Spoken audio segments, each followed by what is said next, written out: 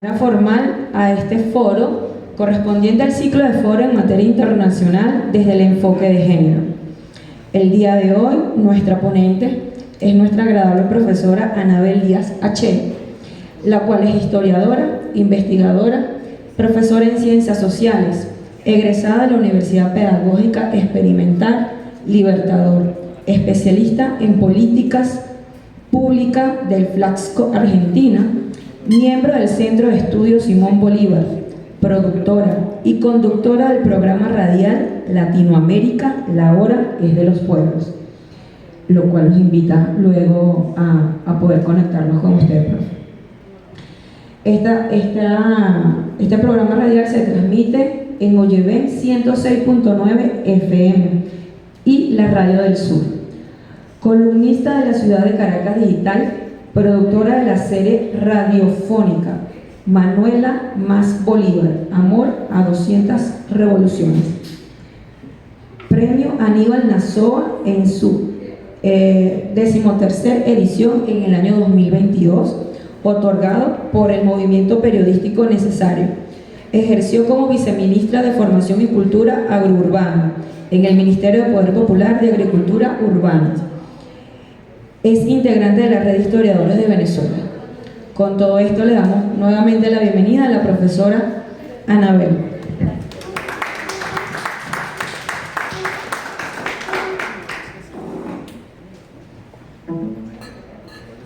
Muchísimas gracias. Bueno, un honor estar aquí y agradecer a las autoridades de FENSUR y a todos los compañeros que hicieron posible mi presencia en el día de hoy. Espero poder satisfacer un poco las expectativas que ustedes tienen sobre este tema que se ve así como grandotote, ¿no? El sistema mundo y la llegada del patriarcado a América Latina, o el desarrollo del patriarcado en América Latina. Yo, cuando estábamos en esa jornada a finales del año pasado con nuestra Guayana Esequiba, antes del referéndum, yo decía que nosotros íbamos a predicar el Esequibo, porque íbamos de institución en institución y de lugar en lugar hablando sobre la importancia del Esequibo. Bueno, esto es una prédica en la que tenemos muchísimos más años. Es una prédica que debe ser constante, sistemática y permanente, porque es una lucha contra juicios preconcebidos, lo que nosotros llamamos prejuicios. Y es muy difícil, dicen los físicos, que es más fácil destruir al átomo que a un prejuicio, ¿no? Lo decía Einstein. Y evidentemente es así. Un poco el video que introduce el tema que nosotros vamos a tratar de trabajar hoy en poco tiempo y sobre todo de una forma sencilla y accesible para que todas y todos podamos entender. No creamos que el tema del patriarcado, el sistema mundo, es para especialistas, sino que son temas que también nosotros, los que no somos especialistas, ¿verdad?, podemos lograr comprender, aprender. En ese sentido, bueno, la recomendación de dos grandes historiadoras venezolanas, entre ellas la primera que empezó a trabajar estos temas en Venezuela, una de las primeras que empezó a trabajar estos temas en Venezuela, la profesora Iraida Vargas Arenas, con su libro Mujeres, uno de los textos que nos ha ayudado a las nuevas investigadoras a abrir camino en esta ruta de la historiografía. También la profesora Carmen Borges, con el libro publicado, su último libro publicado el año pasado, que se llama La colonización de la erótica. Esos dos textos, bueno, los recomiendo para aquellas y aquellos que quieran seguir trabajando este tema. Fíjense, cuando nosotros hablamos del sistema mundo, ya estamos hablando desde una perspectiva que nos dice que todo está interrelacionado y que no hay cosas que estén separadas. Y ese sistema mundo que nosotros ya conocemos y que, por cierto, está en una fase de decadencia, si se puede decir, es un sistema mundo que se monta sobre precisamente la colonización, o lo que nosotros podemos entender como la expansión de la civilización europea. La historiografía es un campo de batalla. Aquí el compañero historiador me apoyará o me negará en ese sentido, ¿no? Es un campo de batalla. La narrativa histórica, el cuento, lo que nosotros nos contamos a nosotros mismos de cómo fue nuestro pasado, va dibujando quiénes somos, es decir, nos dota de identidad y además va perfilando para dónde vamos. Entonces es un campo de batalla donde la historiografía de las élites pretende imponer su narrativa de lo que pasó, cómo pasó y por qué pasó. Y bueno, el imaginario de los pueblos, que antes no teníamos la posibilidad de escribir, ¿verdad? Y de publicar nuestros relatos de la historia, estaba allí en el imaginario, en la cultura oral de nuestros pueblos. La historia de las mujeres, que no hay historia de la sociedad sin incluir a las mujeres, porque somos el 50%, ¿verdad?, de la humanidad, no está recogida, digamos, no de una manera, no está bien recogida en estos discursos oficiales, en esas historias oficiales, sino que la historia de las mujeres se encuentra en los imaginarios colectivos y se encuentra en nuestra cultura oral. Porque bueno, las mujeres en esta expansión desde 1492 de la cultura y de la civilización europea a este continente, ese es el primer cuento que nos echaron y es un mito.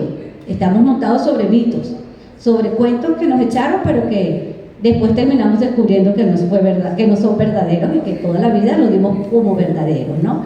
El primer mito que nosotros tenemos que desmontar, los hombres y sobre todo las mujeres, es el mito del descubrimiento. El descubrimiento no es tal. Ya nosotros, los pueblos originarios de América Latina, teníamos relaciones comerciales, ¿verdad?, con otros pueblos del mundo. Los únicos que no tenían relaciones comerciales, que no habían llegado por sus propias dificultades y limitaciones en la navegación, eran los pueblos europeos. Además porque estaban también envueltos en algunas luchas intestinas para ese momento. Entonces nosotros ya teníamos relación con algunos pueblos de Oriente, con pueblos del Pacífico, y para nosotros el Atlántico Norte era quizás lo menos conocido. Y el Atlántico Norte, que es donde luego se monta toda esta civilización y este modelo civilizatorio, fue el que descubrió que existía América, pero América ya sabía, y las otras partes del mundo, que nosotros existíamos. Entonces, lo primero que debemos desechar del cuento, de ese cuento que nosotros llamamos la historiografía oficial, eurocentrista, ¿verdad?, porque está centrada en la historia de Europa, es precisamente el cuento del descubrimiento. Con el cuento del descubrimiento, él viene acompañado de otro gran mito, la conquista. ¿Ok? La conquista es un nombre, lo dice la profesora Carmen Borges, que trata de romantizar lo que realmente sucedió. ¿Qué sucedió? Bueno, un genocidio. Un genocidio, así como el que está sucediendo ahorita en Palestina, en tiempo presente, pero bueno, con otras armas y en otro momento histórico. Un genocidio porque erradicaron pueblos completos para instalar, ¿verdad?, acá otras culturas que no eran las originarias de estos territorios. También nos echaron un cuento de, bueno, la América prehispánica. No existe la América prehispánica porque, vuelvo y repito, eso es cuando nosotros nos estamos viendo desde la visión del otro. Existimos a partir de la llegada del otro, antes no existíamos. Pero si nosotros vemos la línea histórica, nosotros vamos a entender que 500 años no puede pesar más en una cultura que 14.000 años que tiene el desarrollo de los pueblos originarios en América Latina.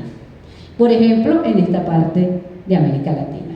Entonces, por ejemplo, en esa América llamada prehispánica de los pueblos originarios, también nos dijeron que habían, desde la visión del europeo, desde la visión del colonizador, pueblos más avanzados y pueblos más atrasados. Entonces, las grandes civilizaciones fueron la azteca, la maya, la inca, que bueno, fueron de verdad grandes civilizaciones. Y nosotros, los pueblos nómadas, los pueblos que no construimos o no creamos un Estado que ellos pudieran comprender, una organización social que ellos pudieran comprender, quedamos relegados a pueblos secundarios y poco civilizados, menos civilizados, atrasados. En realidad, según los estudios del propio profesor Mario Sanoja y la profesora Iraida Vargas, la civilización caribe debería ser considerada también una gran civilización de la América Latina.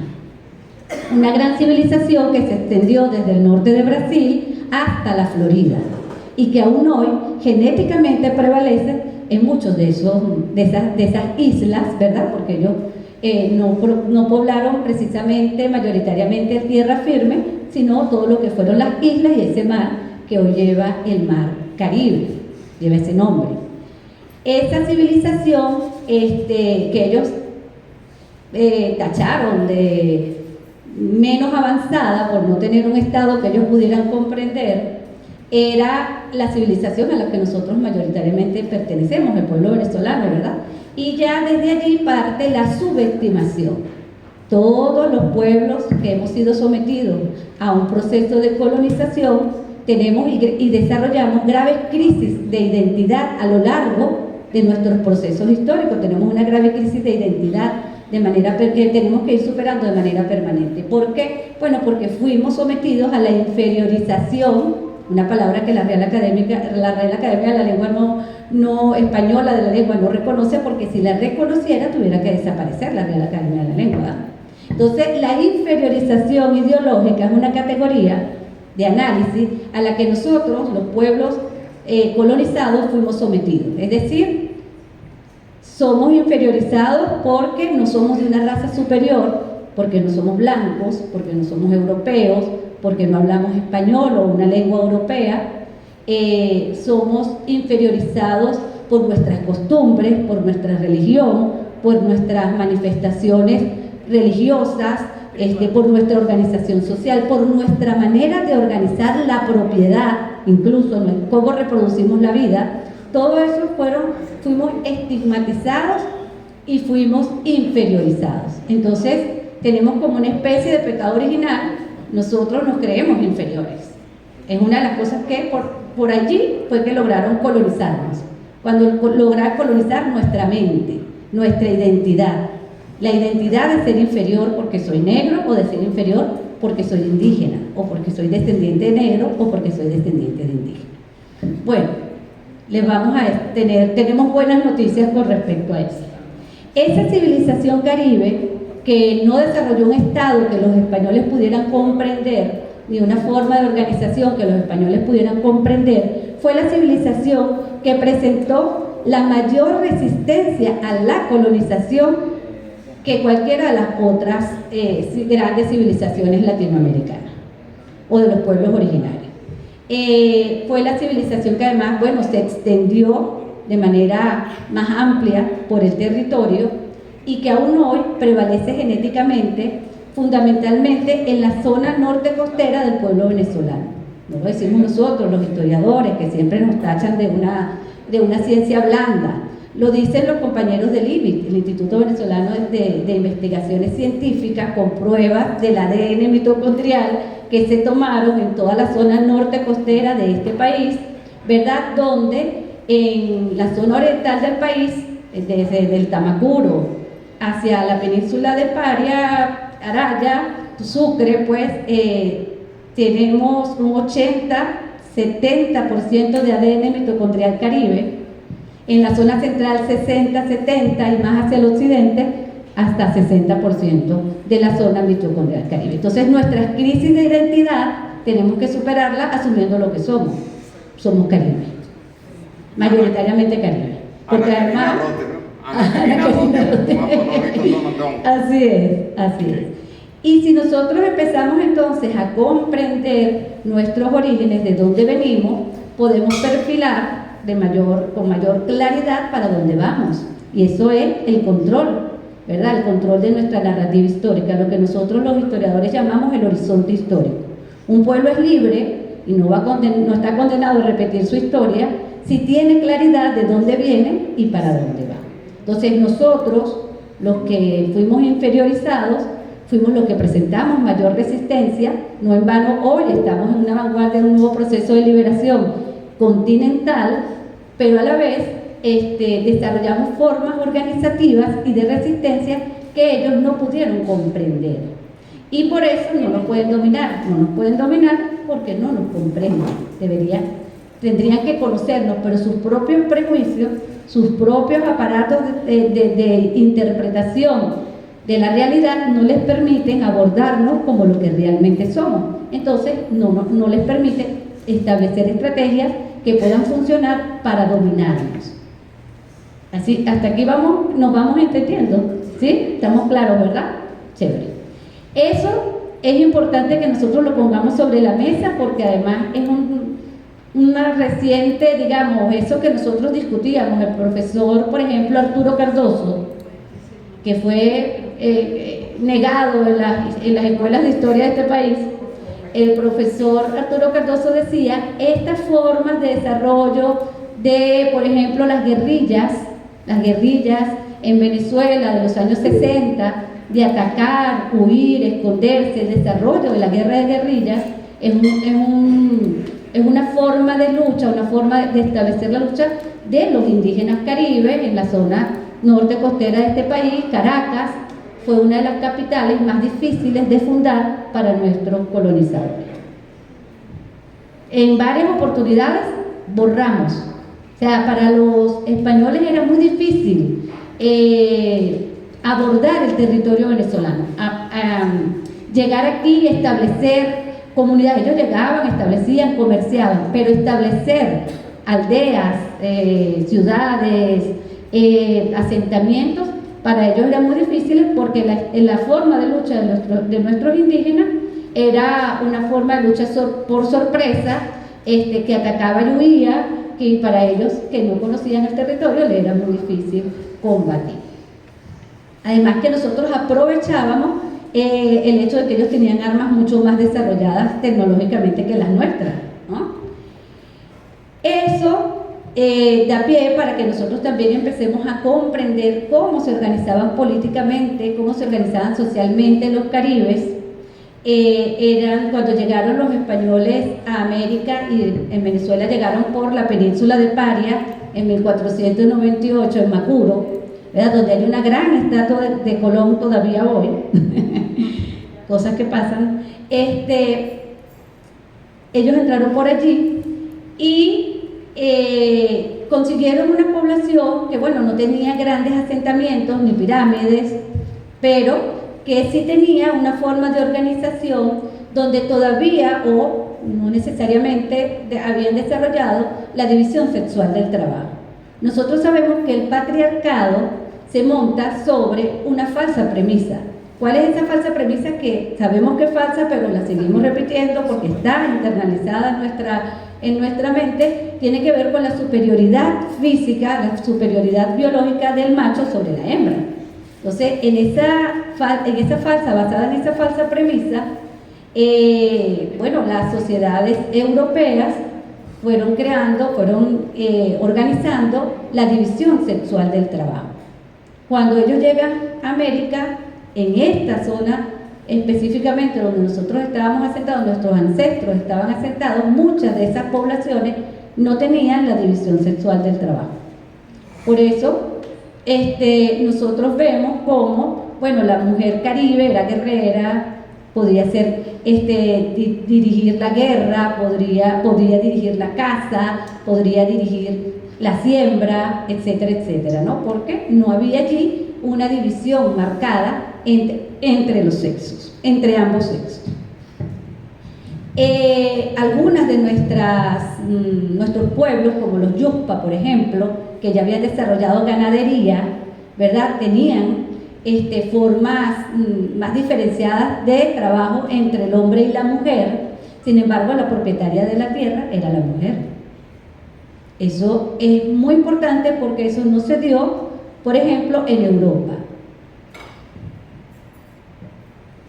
Mientras las mujeres en las sociedades primitivas, por la vía de la maternidad, ¿verdad?, de la biología, por la vía de la maternidad tendríamos que quedarnos con los hijos para que pudieran sobrevivir, amamantarlos, para que pudieran sobrevivir, cuidarlos en las primeras etapas de la vida, para que pudieran sobrevivir. Las mujeres desarrollaron formas de supervivencia y entre esas formas de supervivencia está la agricultura. La agricultura se la debemos a las mujeres. Nosotras creamos la agricultura y los hombres crearon la propiedad privada y nos quitaron la tierra. Entonces hoy nosotros vemos un mundo, ¿verdad?, este sistema mundo que hemos heredado, donde los hombres son propietarios y las mujeres, eso se llama la feminización de la mujer. La feminización de la mujer no es una cosa que nosotros podamos revertir de un día, de la feminización de la pobreza, perdón, no es un efecto que nosotros podamos corregir de la noche a la mañana, porque es un problema estructural de cómo se organizó la sociedad desde épocas, ¿verdad?, anteriores. Entonces, mientras los hombres, algunos hombres, por supuesto no todos, y eso lo vamos a especificar, heredaron la propiedad de la tierra, las mujeres heredamos los hijos, el trabajo, la agricultura, ¿me explico? Aportamos eso también para la civilización. Y cuando ellos llegan acá con sus ideas, ¿verdad?, ya concebidas de lo que era el rol del hombre, lo que era el rol de la mujer en la sociedad, lo que era la religiosidad, consiguieron unas sociedades matricentradas. Es decir, nosotros, el centro de la comunidad de los pueblos caribes es precisamente la mujer, porque es la que ha entendido o la que se encargaba fundamentalmente de la reproducción de la vida. Y estas sociedades matricentradas y matrilineales, que incluso las sociedades Yucpa son sociedades matrilineales, no se reconoce, no se reclama la paternidad de los hijos. Los hijos son hijos de la madre y de la familia de la madre. Esa idea de familia nuclear no existía porque no existía propiedad privada. Y la propiedad privada, ¿verdad?, y el Estado viene de la mano de la creación de la propiedad privada. Entonces, si no existe la familia nuclear, no existe la propiedad privada de la tierra y no existía un Estado.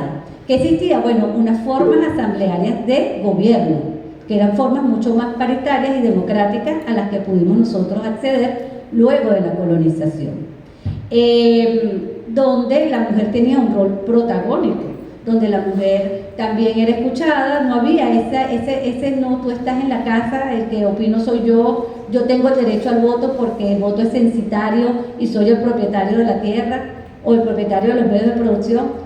Eso no existía, había una paridad. Y si nosotros empezamos a estudiar la cosmovisión de nuestros pueblos, por ejemplo, andinos, la profesora Iraida Vargas señala que en el imaginario de los pueblos andinos, el ideal a buscar, a perseguir, no era la acumulación, no era la propiedad, era el equilibrio. El equilibrio, que es una de los términos o de las categorías que abandonamos con la modernidad. En la modernidad no hay equilibrio porque la modernidad se basa en el progreso y el progreso es el crecimiento constante y permanente. Así estemos devorando al planeta. Y entonces ahora, bueno, ¿cuántos planetas necesitamos para mantener el estado, el estilo de vida de los pueblos europeos? Entonces, en esa herencia abandonamos la nuestra, y la nuestra era que, bueno, el ideal a buscar era el equilibrio. Y en ese ideal a buscar, que es el equilibrio, la relación hombre-mujer, que es una tensión histórica en todas las civilizaciones del mundo, que existe y va a seguir existiendo, ¿verdad?, y que cada pueblo va a solucionar según sus maneras de entender y de estar, de ser. Esa relación hombre-mujer, esa relación humana, naturaleza, ¿verdad?, se rompió. Se rompe cuando perdemos la búsqueda del ideal, del equilibrio como ideal. Y hoy nosotros padecemos de un mundo profundamente desequilibrado, desde todos los aspectos. Por eso nosotros decimos que estamos atravesando una crisis civilizatoria, porque ya el desequilibrio, por ejemplo, ecológico, está poniendo en riesgo la propia existencia de la humanidad.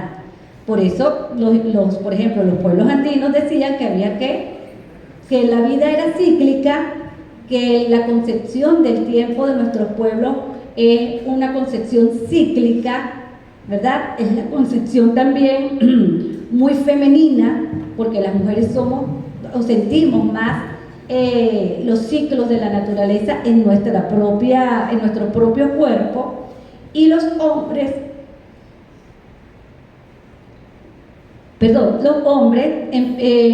empezaron a tener una concepción, o es para ellos más fácil tener una concepción del tiempo lineal, que es la concepción de la modernidad.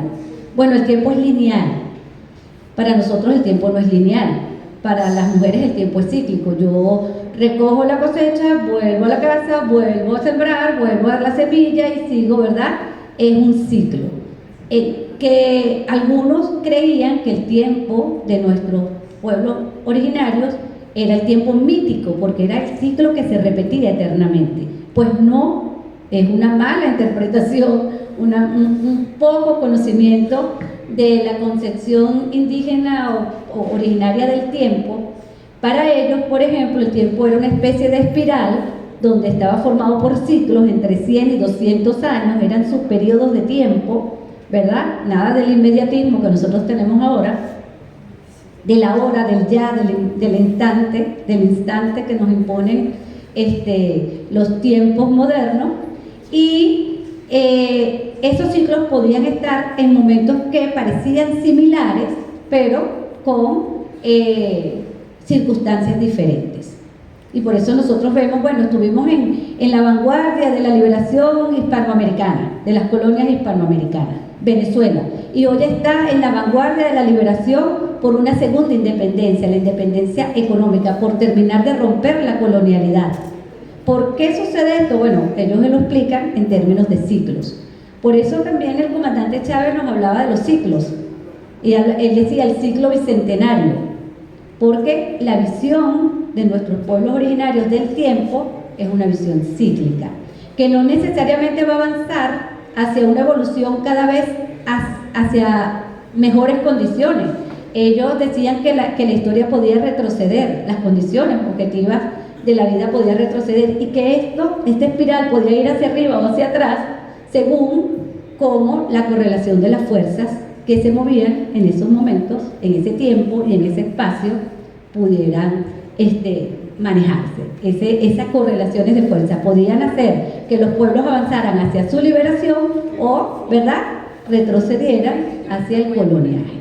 Bueno, nosotros lo vemos hoy aquí, por ejemplo, como hablamos de los pueblos hispanoamericanos, los pueblos latinoamericanos, que tienen profundas crisis de identidad por ser pueblos colonizados.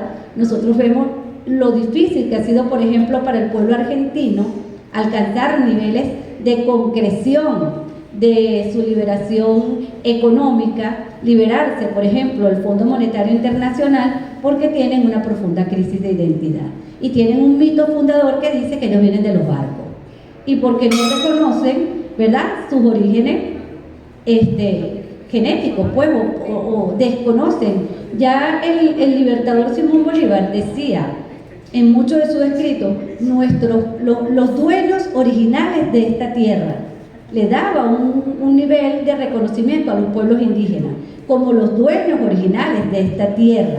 No era, digamos, en la forma de pensar mayoritaria entre sus compañeros de armas, ni mucho menos entre sus compañeros de clase o de casta, de los mantuanos. Los mantuanos no pensaban que los indígenas eran los dueños originales de esta tierra, para nada, ¿verdad? Y porque tendrían que aceptar en ese mito fundador que ellos nos despojaron de la tierra. Bueno, sí, nos despojaron de la tierra. Los hombres fueron en gran medida exterminados, pero las mujeres se quedaron. Esto es otro, digamos, de los mitos que hemos roto en Venezuela históricamente y que nos ha ayudado a encontrarnos con nuestra propia identidad. A nosotros se nos decía en las escuelas de historia y en la escuela primaria que los pueblos caribes fueron exterminados, que fueron los pocos que quedaban fueron a vivir al Amazonas, ¿verdad? O sea, de manera salvaje, y que, bueno, nosotros simplemente éramos producto del mestizaje.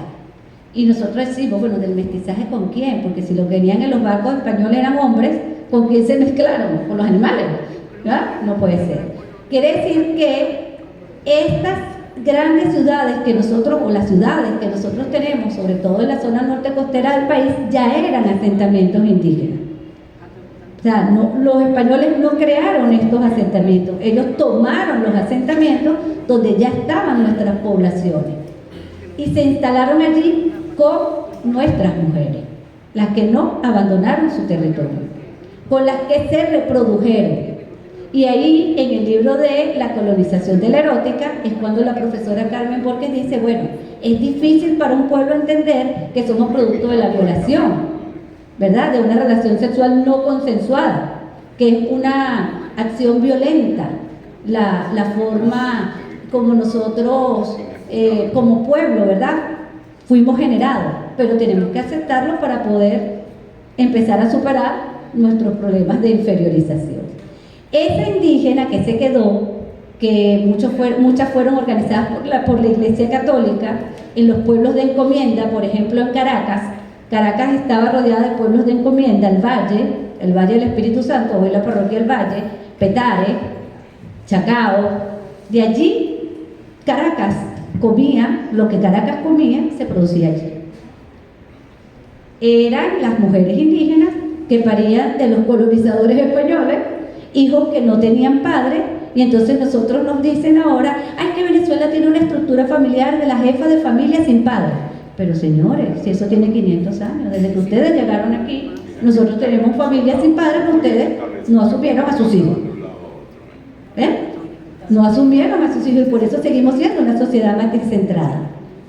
Y por eso vemos hoy en América Latina a la cabeza de los procesos de liberación a las mujeres. No, pero que no están las mujeres, porque presidenta tenemos solamente, bueno, la de Honduras y ahorita la que se nombró, acaba de ganar en México. Eso no es verdad. La base social que ha logrado las transformaciones en América Latina son las mujeres. Chávez ganó con el voto femenino y la opción de irnos por la vía electoral fue apoyada mayoritariamente por las mujeres. Petro ganó con el voto femenino. Bueno, y así Correa ganó en Ecuador en su momento con el voto femenino. Por eso ellos saben muy bien diseñar la guerra psicológica, las operaciones psicológicas, fundamentalmente en contra de las mujeres, porque son las mujeres las que están asumiendo las transformaciones sociales. Milei, por ejemplo, en Argentina ganó con el voto masculino menor de 30 años. ¿Ok? Es triste, nos duele, es difícil, sí, pero tenemos que asumirlo para poderlo cambiar. Y sobre todo para evitar que eso suceda en Venezuela, ¿verdad? Nosotros pensemos en nuestros hijos de 20 años, 21 años, que tienen que salir a votar en este proceso electoral, si muchos de ellos se van a abstener porque no consideran que eso es con ellos. El socialismo no es para los hombres, el socialismo solamente le habla a las mujeres, ¿no? Nosotros tenemos entonces un proceso y una selección, digamos, nosotros hemos elegido como pueblo un camino. El camino, por ejemplo, de hacer transformaciones radicales en paz. Por ejemplo, las mujeres somos las hacedoras de la paz en Venezuela. Las mujeres de izquierda y las mujeres de derecha. Las mujeres del pueblo y las mujeres de la clase media. Ambas. Hemos decidido dirimir nuestras diferencias en paz. ¿Por qué? Bueno, porque los que mueren son los hijos nuestros, ¿verdad? Porque los que van a morir si nosotros nos vamos a una guerra civil son los maridos nuestros, etcétera, etcétera. Y porque además, bueno, nosotras tenemos una convicción. La convicción de la mujer venezolana es tan fuerte que cuando las guarimbas del 2017 yo presencié, nadie me lo contó, mujeres clase media diciéndole a los guarimberos, ya, váyanse de aquí, se acabó, quiero la paz. Está bien, yo los acepté, yo los recibí, yo los apoyé, pero hasta aquí llegamos. Ustedes se pasaron de la raya. No acepto que quemen a personas, no acepto, yo lo vi, nadie me lo contó, fueron las señoras de las juntas de condominio de la clase media. Entonces, fíjense, la profesora Iraida Vargas dice que la guerra de independencia no podía haber logrado todo lo que logró si no hubiesen participado masivamente las mujeres. Sin embargo, a nosotros nos borraron de la historia. En este proceso de redescubrimiento, reescribir nuestra historia a través de la corriente de la historia insurgente, con el profesor Pedro Calzadilla, el profesor Pellicer y otros profesores, nosotros hemos estado entonces investigando todo lo que pasó alrededor de la batalla de Carabobo. Por ejemplo, cuando Bolívar diseña la estrategia de la batalla de Carabobo, ¿verdad?, y logra ser el jefe supremo de todos los ejércitos, porque aquí cada región, cada provincia tenía su propio ejército, ¿verdad? Y le dice a Bermúdez, bueno, tú vas a hacer una estrategia de distracción y vas a hacer como que vas a tomar Caracas, que llegaron al Calvario, pelearon en el rodeo, ganaron en el rodeo, llegaron al Calvario, perdieron el Calvario, pero lo importante no era ganar esa batalla, sino dividir la fuerza realista para poder avanzar hacia Carabobo, que era el lugar seleccionado para la batalla final, por decirlo de alguna manera, que no fue final porque luego siguieron otros enfrentamientos, pero fue la batalla más importante, más trascendente, la que definió pues la mayoría de la independencia del territorio venezolano.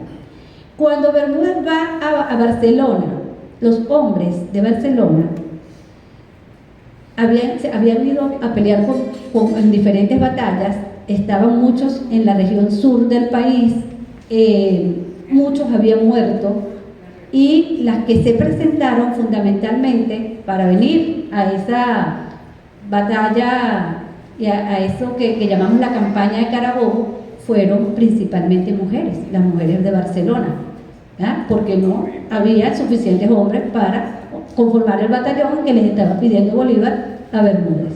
La sangre caribe, ¿no? Exacto, y Bermúdez se vino con sus mujeres, y como digo, pelearon en el rodeo, ganaron el rodeo, perdieron en Caracas, y cuando nosotros vamos al Archivo General de la Nación a buscar el nombre de esas mujeres valientes, guerreras, heroicas, que estuvieron allí, que participaron de la batalla de Carabobo, esos nombres fueron sustraídos del Archivo General de la Nación.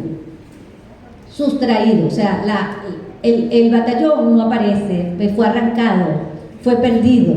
Entonces se dice, bueno, no, lo hicieron para proteger a las mujeres, porque se supone que las mujeres no pueden ir a la guerra y después cómo se van a casar, y los hijos y tal, y las que murieron no tienen derecho a estar escritas en el libro de la historia, ¿verdad?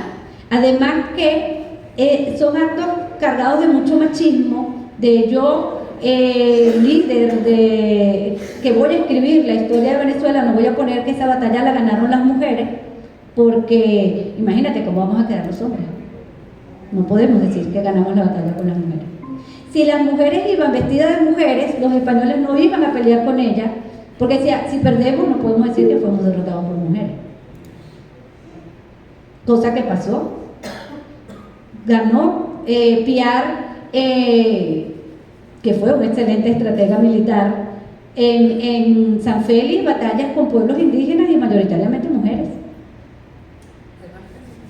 Pero eso no está recogido. La idea que nosotros tenemos de la historia de independencia es la idea de, bueno, las mujeres cosiendo y bordando y tejiendo, esperando en su casa a los maridos que estaban en la guerra, porque la guerra era cosa de hombres, cuando la guerra y la paz es cosa de mujeres. Y lo estamos viviendo las venezolanas hoy.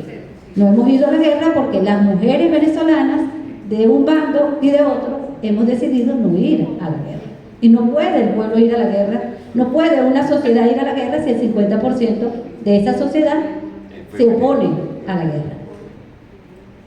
Además, una de las cosas que es bien importante nosotros comprender de todo esto es que la mujer venezolana ha asumido de primera persona el liderazgo de este proceso de cambio que nosotros llamamos revolución bolivariana, y eso lo vemos porque el liderazgo de la mujer en la base, en los consejos comunales y comunas, que es la base organizativa, ¿verdad?, de nuestra revolución, es inversamente proporcional a los grandes cargos, a los cargos de representación. Por ejemplo, bueno, el 80% de las líderes comunitarias son mujeres, las lideresas comunitarias. 80%, 60, 70% son mujeres en todo el país. Esto se repite en todo el país. En todo el país. Es decir, que esa mujer conscientemente está asumiendo, ¿verdad?, la jornada de trabajo formal, porque tiene que ganarse la vida, el trabajo formal, ¿verdad?, oficial, la jornada de trabajo en su casa, la cual no hemos logrado equiparar, o por lo menos que sea equitativa entre el hombre y la mujer, sino que es responsabilidad de la mujer. Entonces tiene la jornada de trabajo en el hogar y tiene la jornada de trabajo en la comunidad. Yo he llegado a comunidades a decirle a los hombres, miren, organícense para que carguen la bolsa, porque las mujeres están haciendo todo. Entonces tenemos nosotros que empezar también a entender que si en algún espacio de la vida política venezolana es necesaria y urgente e imprescindible para la continuidad de la revolución, la paridad es precisamente en nuestros consejos comunales y comunas. Es allí también muy necesario, muy importante, fundamental que nosotros alcancemos la paridad, más que en la Asamblea Nacional, más que en las asambleas legislativas, más que en las gobernaciones, más que en la presidencia de la República, porque esa es la base de nuestro proceso de transformación, las comunas y los consejos comunales. Bueno, esto no es fácil, como ya les dije, que los hombres asuman que el trabajo comunitario se ve como una extensión del trabajo doméstico.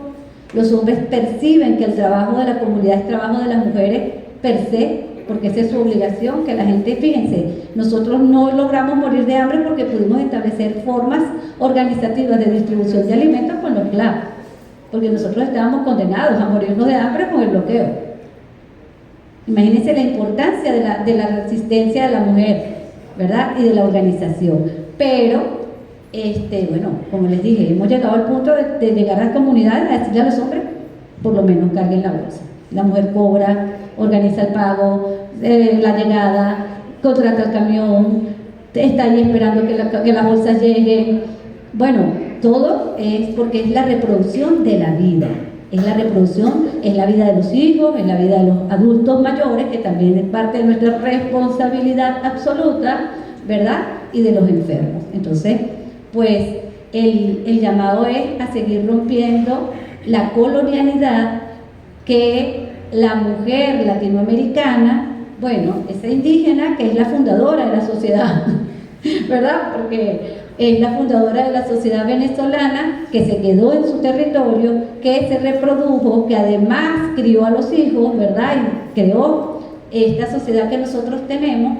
A veces nos da pena decir, bueno, mi abuelita indígena, a veces no la reconocemos, ¿verdad? Si no, bueno, no, vamos a hablar de nuestros ancestros españoles, vamos a ver qué familiares europeos tenemos en nuestra familia, desde el núcleo familiar. Esa mujer estuvo sometida, o viene históricamente sometida, entonces, a la triple exclusión económica, porque le quitaron la propiedad de sus tierras, política, porque no tiene derecho a la participación, étnica, porque es inferiorizada por ser indígena, ¿verdad? Entonces, esa triple condición de exclusión que hemos heredado las mujeres venezolanas, pues nos pone en esta situación en la que nosotros estamos hoy liderizando procesos de transformación. Pero mientras liderizamos procesos de transformación, no hemos logrado, escuchen esto, que bajen los niveles de femicidio, ¿verdad?, mensualmente, 20, 30 femicidios, es decir, 1 por día. No hemos logrado bajarlo. Entonces allí también, cuando uno habla con las lideresas comunales, ella te dice, pero mana, yo me tengo que encargar del CLAP, del Consejo Comunal, del Parlamento de la Comuna, también me voy a encargar de las mujeres, pero ya va, espérate, es un proceso, o sea, vamos a ver cómo lo llevamos. Además, fíjense algo, el feminismo, que es muy europeo, el feminismo que nosotros hemos heredado es un feminismo europeo, ¿verdad?, donde dice, nuestras mujeres empezaron a trabajar después de la Primera y Segunda Guerra Mundial. No, las nuestras no. Las nuestras trabajaban desde siempre, porque como vuelvo y repito, se quedaron en sus territorios, eran mujeres que practicaban la agricultura, los hombres procreaban, más no se hacían responsables de los hijos, entonces nuestras mujeres han trabajado toda la vida. Nuestras madres no son mujeres trabajadoras después de la Segunda Guerra Mundial, son trabajadoras desde siempre y son las proveedoras desde siempre. Por eso es que es fácil para nosotros asumir, bueno, yo soy jefa de familia, jefa de clan, jefa de calle, jefa de comunidad y la comunera. Yo soy todo, porque es que lo he sido siempre. Y es algo natural, ¿no? No es natural, es impuesto por la historia, por las condiciones históricas. Ni más ni menos. Pero entonces nosotros tenemos que despertar. Así como hemos despertado, o como entendemos y debemos comprender profundamente la conformación de la familia y de la comunidad popular venezolana, tenemos que comprender la crisis de la masculinidad. Entender que hay una crisis de la masculinidad que es mundial. ¿Cómo se expresa en Venezuela? ¿Cómo podemos ayudar a nuestros hombres a superarla? No vamos a superar el machismo, no vamos a superar el patriarcado si el hombre no se incorpora. El 50% de la sociedad también vale para ellos, ¿verdad? Masivamente a trabajar en función de eso. Entonces, bueno, el hogar es uno de los lugares privilegiados para eso. La comunidad, donde tenemos que empezar a compartir estas preocupaciones, ¿verdad? Y nuestros medios de comunicación, que bueno, están a veces en otra cosa.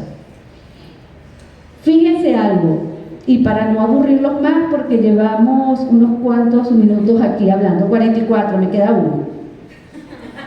Menos de uno. Las redes sociales, esa capacidad que tienen las redes sociales de crear imaginarios, eso que decían nuestros adultos mayores, ¿verdad? Cada cabeza es un mundo.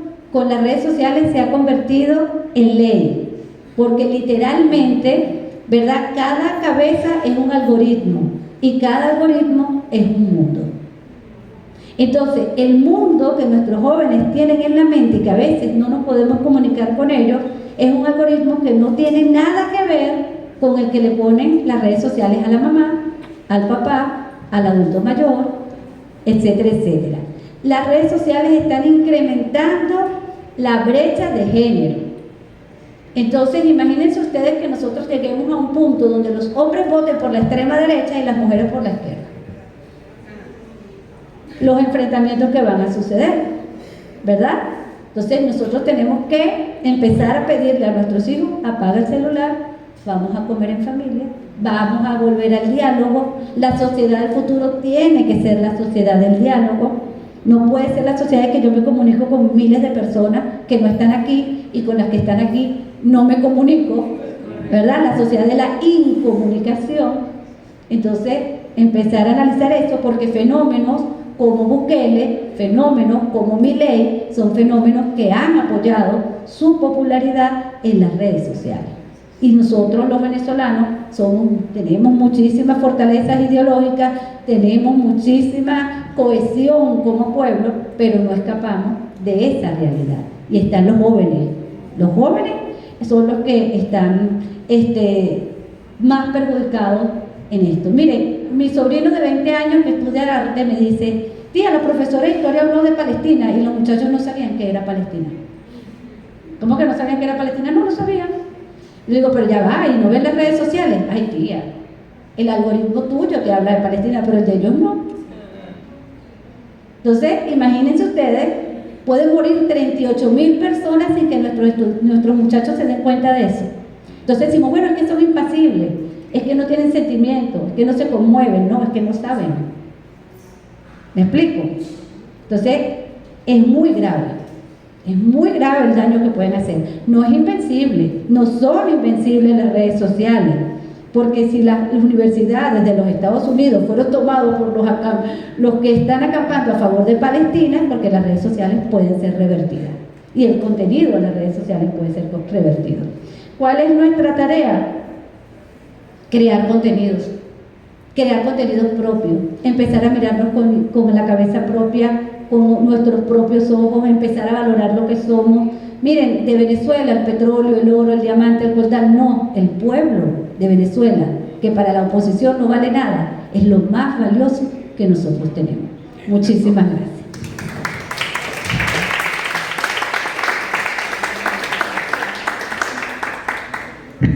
Muchísimas gracias, profesora Anabel.